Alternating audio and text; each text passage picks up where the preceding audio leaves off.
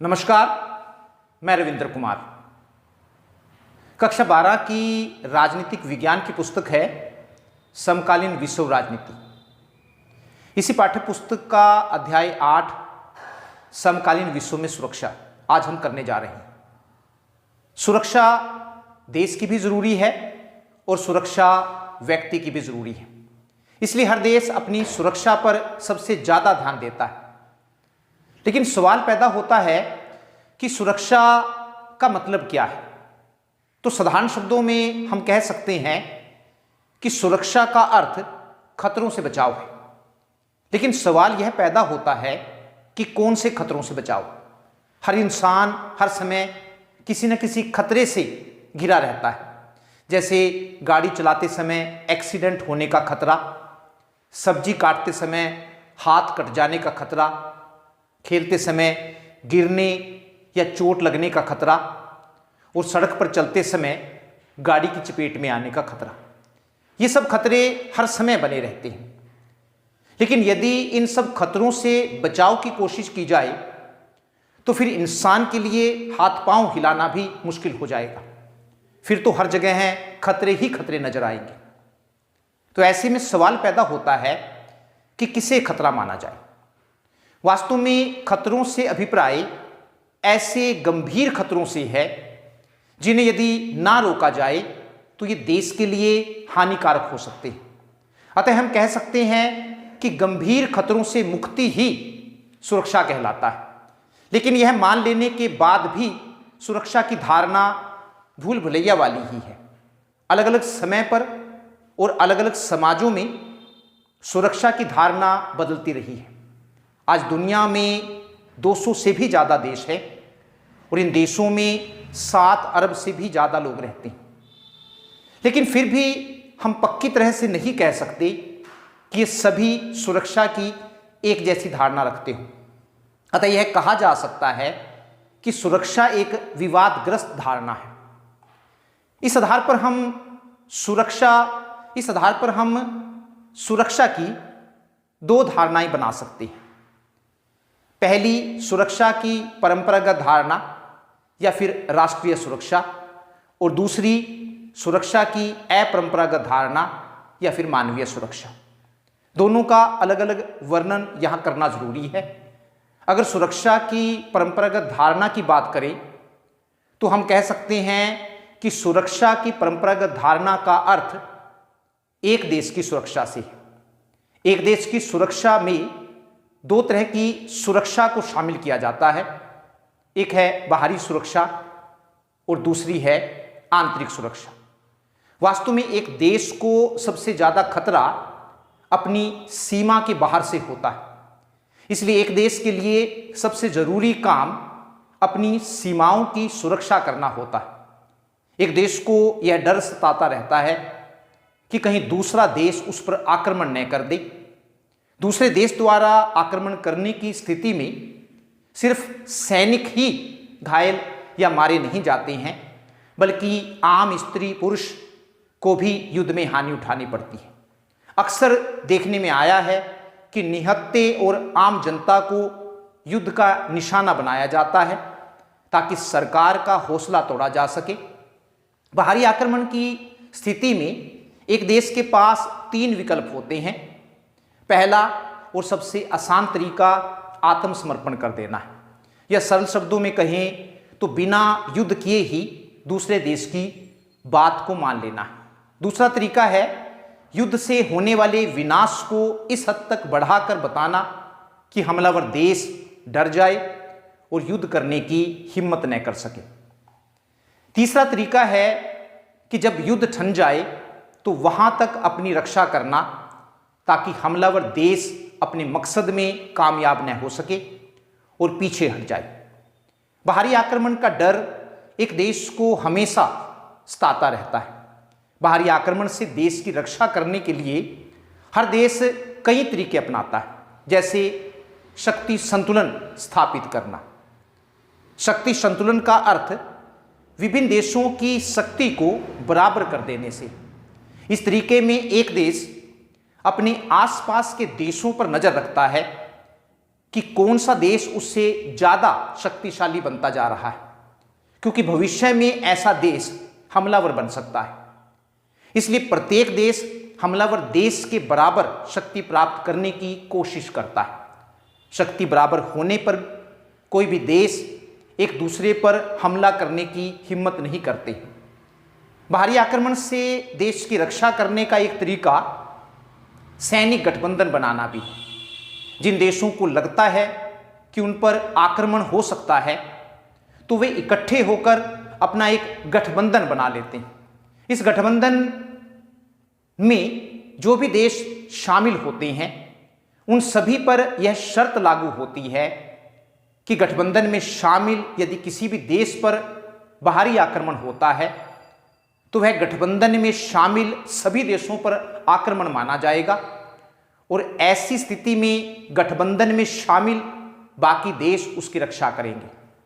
गठबंधन बनाने का फायदा यह होता है कि कोई भी देश गठबंधन में शामिल किसी भी देश पर आक्रमण करने की हिम्मत नहीं करता है, क्योंकि वह इस बात को अच्छी तरह से जानता है कि यदि उसने ऐसा किया तो गठबंधन में शामिल सभी देश उसकी बैंड बजा देंगे। इसके अलावा एक देश अपनी सैनिक शक्ति को मजबूत बनाकर भी बाहरी आक्रमण से बच सकता है। बाहरी आक्रमण को रोकने का काम सेना करती है। इसलिए एक देश की सेना जितनी शक्तिशाली होगी वह देश बाहरी आक्रमणों से उतना ही सुरक्षित होगा। सुरक्षा की परंपरागत धारणा इस बात को भी मानती है कि हिंसा का प्रयोग जहां तक हो सके कम से कम किया जाना चाहिए।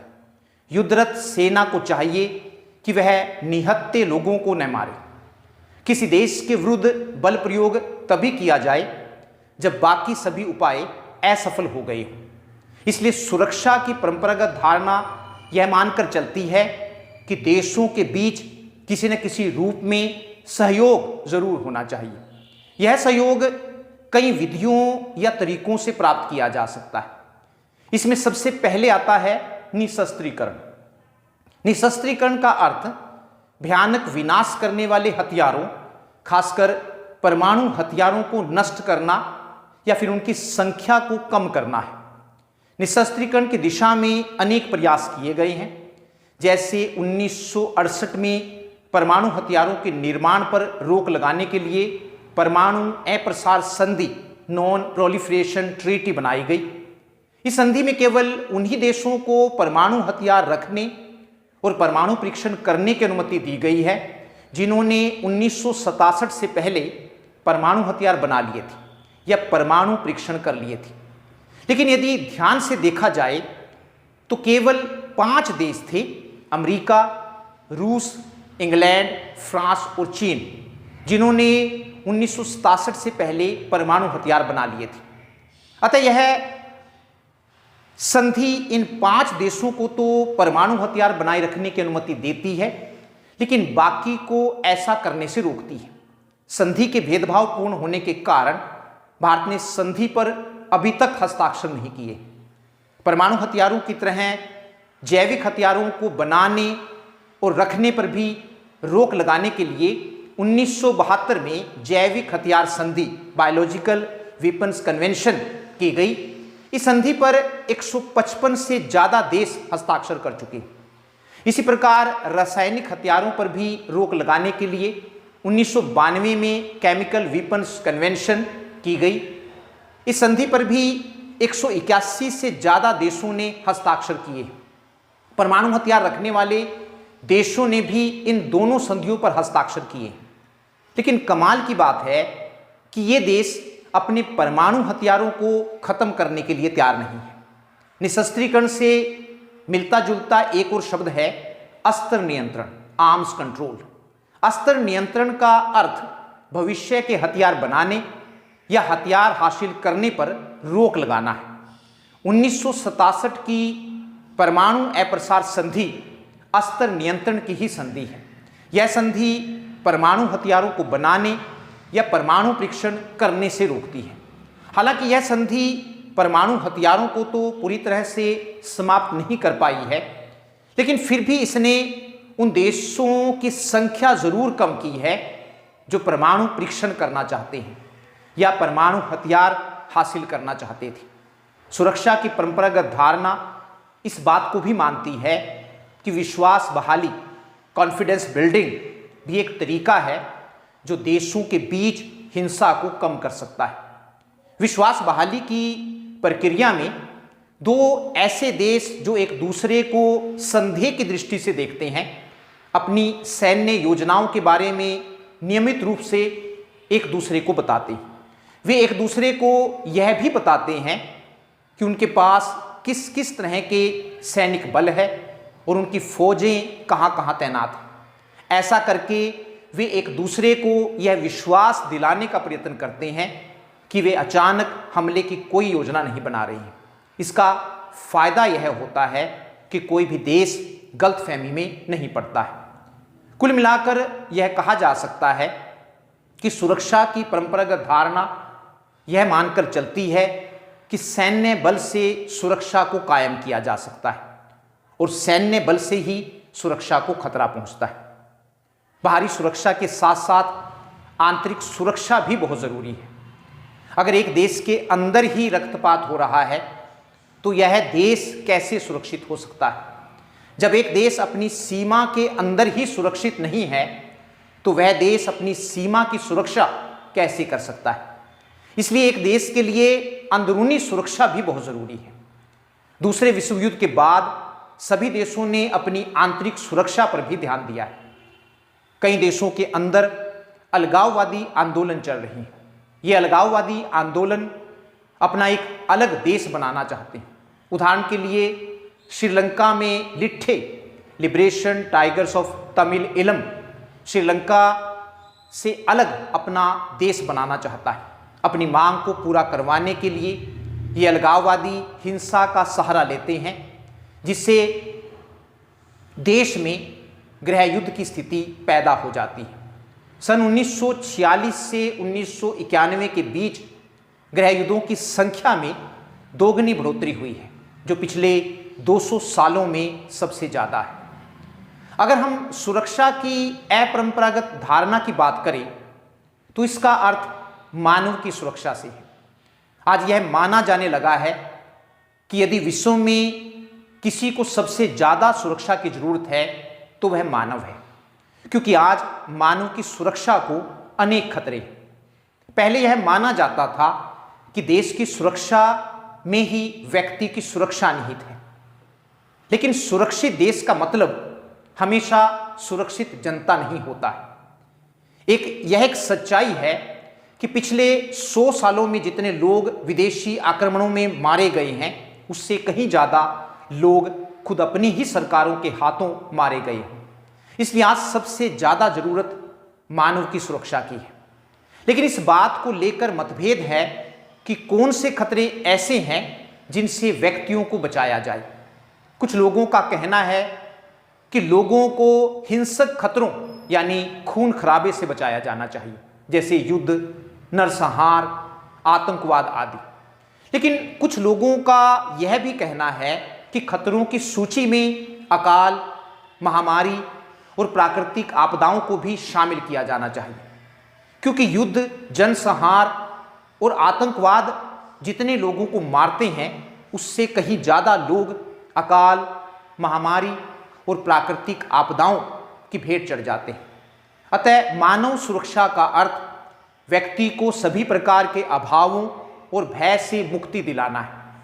वर्तमान समय में मानव सुरक्षा को अनेक खतरे हैं, जिनमें पहला है आतंकवाद। आतंकवाद आज किसी एक देश के लिए चुनौती नहीं है, बल्कि यह एक विश्वव्यापी चुनौती बन गया है। दुनिया के सभी देश इससे पीड़ित हैं। आतंकवाद के कारण रेल यात्रा, हवाई यात्रा, यहाँ तक कि बस यात्रा भी सुरक्षित नहीं है। पृथ्वी का बढ़ता हुआ तापमान भी पूरे देश के लिए चिंता का विषय बना हुआ है। विज्ञान की भाषा में इसे ग्लोबल वार्मिंग कहते हैं। यदि पृथ्वी का तापमान यूं ही बढ़ता रहा तो इससे ध्रुवों पर जमी बर्फ पिघल जाएगी। बर्फ के पिघलने से समुद्र का जल स्तर बढ़ेगा और यदि समुद्र का जल स्तर 2 मीटर ऊंचा उठता है तो इससे बांग्लादेश का 20% हिस्सा, थाईलैंड का 50% हिस्सा पानी में डूब जाएगा। मालदीव तो पूरा का पूरा समुद्र में समा जाएगा। मानव सुरक्षा के लिए एक बड़ा खतरा वैश्विक गरीबी भी है। वर्तमान समय में विश्व की कुल जनसंख्या 760 करोड़ है। इस कुल जनसंख्या का 50% हिस्सा सिर्फ 6 देशों भारत, चीन, पाकिस्तान, नाइजीरिया, बांग्लादेश और इंडोनेशिया में रहता है, या दूसरे शब्दों में कहें तो एशिया और अफ्रीका महाद्वीप में रहता है। लेकिन इन महाद्वीपों में रहने वाली ज्यादातर जनसंख्या गरीब है। गरीबी के कारण इन देशों के लोग कुपोषण, बीमारी और निम्न जीवन स्तर के शिकार हैं। अफ्रीका का सहारा मरुस्थल के देशों वाला इलाका दुनिया का सबसे ज्यादा गरीब इलाका है।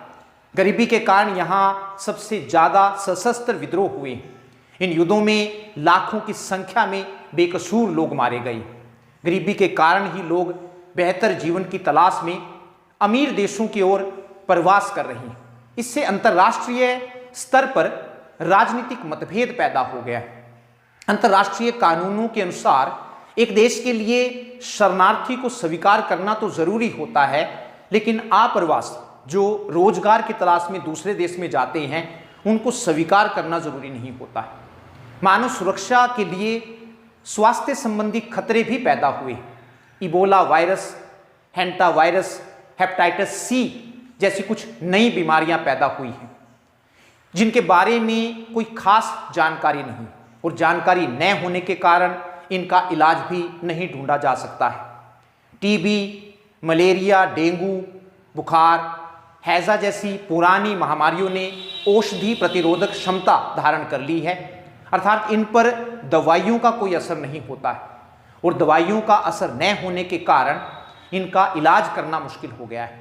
HIV एड्स अभी भी एक लाइलाज बीमारी बनी हुई है, जिसके कारण ज़्यादा से ज़्यादा लोग इससे संक्रमित होते जा रहे हैं।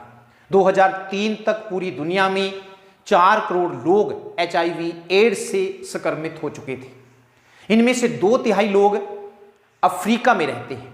हालांकि अमेरिका और दूसरे औद्योगिक देशों में उपचार की नई विधियां आने के कारण एड्स से होने वाली मौतों में कमी आई है, लेकिन अफ्रीका जैसे गरीब इलाकों में ऐसा नहीं हो पाया है।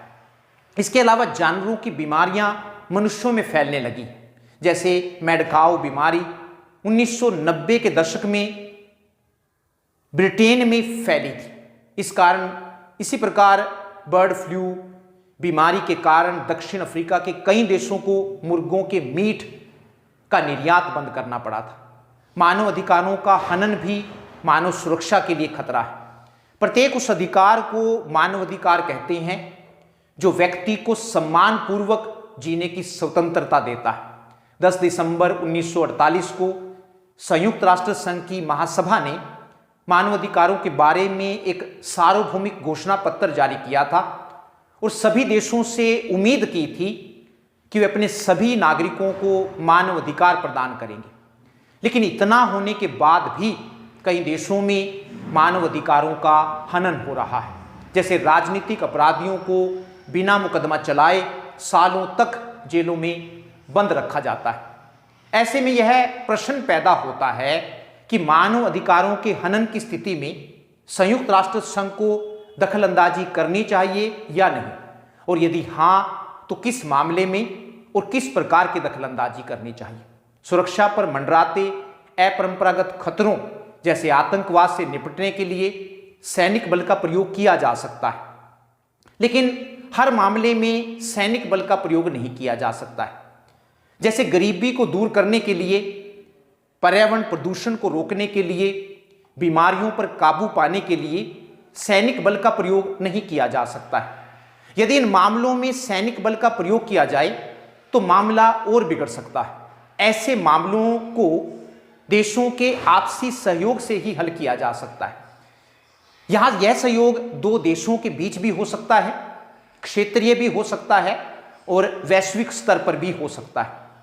यह तो इस बात पर निर्भर करता है कि खतरे की प्रकृति किस प्रकार की तथा विभिन्न देश इससे निपटने के लिए कितने इच्छुक और सक्षम हैं। अतः सुरक्षा पर मंडराते खतरों से निपटने के लिए विभिन्न देशों के बीच सहयोग को बढ़ावा देना ही सहयोग मूलक सुरक्षा कहलाता है। लेकिन यहां यह बताना जरूरी है कि सहयोग मूलक सुरक्षा में विभिन्न देशों के बीच ही सहयोग नहीं होता है, बल्कि राष्ट्रीय और अंतर्राष्ट्रीय स्तर की संस्थाएं जैसे संयुक्त राष्ट्र संघ, विश्व स्वास्थ्य संगठन, विश्व bank, red cross, amnesty international, अनेक निजी संस्थाएं और जानी मानी हस्तियां भी इसमें शामिल हो सकती हैं। लेकिन सहयोग मूलक सुरक्षा में भी अंतिम उपाय के रूप में बल प्रयोग किया जा सकता है, लेकिन ऐसा केवल तभी किया जा सकता है जब गरीबी, महामारी, प्राकृतिक आपदा की मार झेल रही जनता के दुख दर्द की तरफ किसी देश की सरकार ध्यान न दे रही हो। सुरक्षा पर एक लंबी चौड़ी बहस करने के बाद भारत की सुरक्षा पर भी जिक्र करना जरूरी हो जाता है। आज भारत को परंपरागत और अपरंपरागत दोनों प्रकार से खतरों का सामना करना पड़ रहा है। भारत की सीमाएं आज भी सुरक्षित नहीं है। यदा कदा चीन भारत की सीमाओं में घुसने का प्रयास करता रहता है। भारत के दो पड़ोसी देशों के पास परमाणु हथियार हैं और ये दोनों देश भारत पर आक्रमण भी कर चुके हैं। अतः भारत को पारंपरिक सुरक्षा को प्राथमिकता देनी चाहिए, परंपरागत सुरक्षा को प्राथमिकता देनी चाहिए। इसके अलावा भारत अभी भी गरीबी और बेरोजगारी से जूझ रहा है। देश में आतंकवादी गतिविधियां भी बढ़ी हैं। इन समस्याओं को ध्यान में रखते हुए भारत को अपरंपरागत सुरक्षा को भी प्राथमिकता देनी चाहिए। इन सभी खतरों से निपटने के लिए भारत ने जो सुरक्षा रणनीति बनाई है वह 4 तत्वों या घटकों पर आधारित है। इसमें सबसे पहला घटक सैनिक शक्ति या फिर सैनिक क्षमता को मजबूत करना है। यह इसलिए जरूरी है क्योंकि भारत पर पड़ोसी देशों से सैनिक हमले होते रहे। पाकिस्तान भारत पर 4 बार आक्रमण कर चुका है। 1962 में चीन ने भारत पर हमला किया। इसलिए भारत की सबसे बड़ी चिंता अपनी सैनिक शक्ति को मजबूत बनाना है। यह चिंता इसलिए भी लाजमी है क्योंकि भारत चारों तरफ से परमाणु हथियारों से लैस देशों से घिरा हुआ है। इसलिए भारत में भी परमाणु शक्ति संपन्न देश बनने का फैसला किया है। इसके लिए भारत ने 2 बार परमाणु परीक्षण किए हैं, पहली बार 1974 में और दूसरी बार 1998 में। भारत की सुरक्षा रणनीति का दूसरा घटक देश की अंदरूनी समस्याओं से निपटना भी है। भारत के अनेक राज्यों में अलगाववादी तत्व सक्रिय हैं। इन तत्वों ने जम्मू कश्मीर, नागालैंड, मिजोरम, पंजाब जैसे राज्यों में अलगाववादी गतिविधियों को बढ़ावा दिया है और इन राज्यों को भारत से अलग करने की कोशिश की है। अतः इन तत्वों से निपटना भी सरकार के सामने एक बड़ी चुनौती है। सुरक्षा रणनीति का एक घटक अर्थव्यवस्था को इस तरह से विकसित करना है ताकि सभी नागरिकों को गरीबी और अभाव से मुक्ति मिल सके। अनेक प्रयत्नों के बावजूद भी देश में से गरीबी, बेरोजगारी और भूखमरी जैसी समस्याओं को खत्म नहीं किया जा सका है। आर्थिक असमानताएं आज भी बनी हुई हैं। अमीर और ज़्यादा अमीर होते जा रहे हैं और गरीब और ज़्यादा गरीब होते जा रहे हैं। अतः सरकार के ऊपर भारी दबाव है कि वह आर्थिक समृद्धि को मानव विकास का सहगामी बनाए। सरल शब्दों में कहें तो आर्थिक विकास ऐसा होना चाहिए जो मानव का भी विकास कर सके। धन्यवाद, नमस्कार।